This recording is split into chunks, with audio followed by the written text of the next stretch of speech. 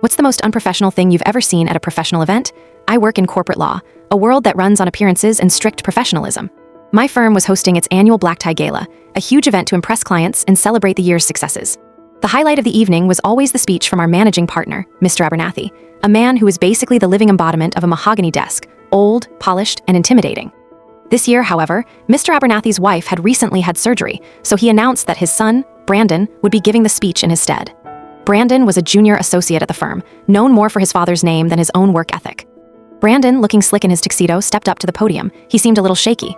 "Hi, everyone," he started. "My dad wanted me to, say some things." He unfolded a piece of paper. It was clear he was nervous. He started reading his father's pre-written speech, a dry recap of quarterly earnings and market shares. The room was quiet with the polite attention of people waiting for the bar to reopen.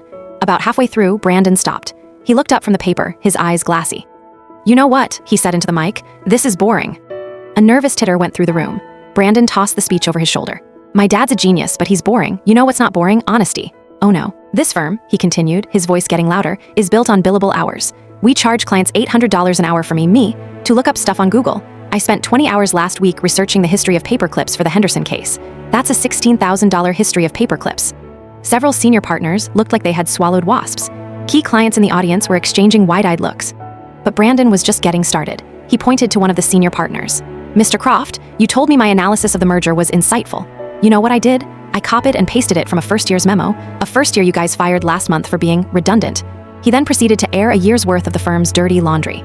He talked about which partners were having affairs, how they fudged expense reports, and which clients they secretly called idiots behind their backs. It was a spectacular, horrifying train wreck of a speech. It was corporate seppuku.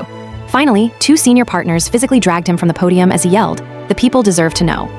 Gala ended abruptly. The fallout was immediate and catastrophic. Brandon was obviously fired before he even sobered up. 3 major clients pulled their accounts the following week. 2 senior partners were forced into early retirement.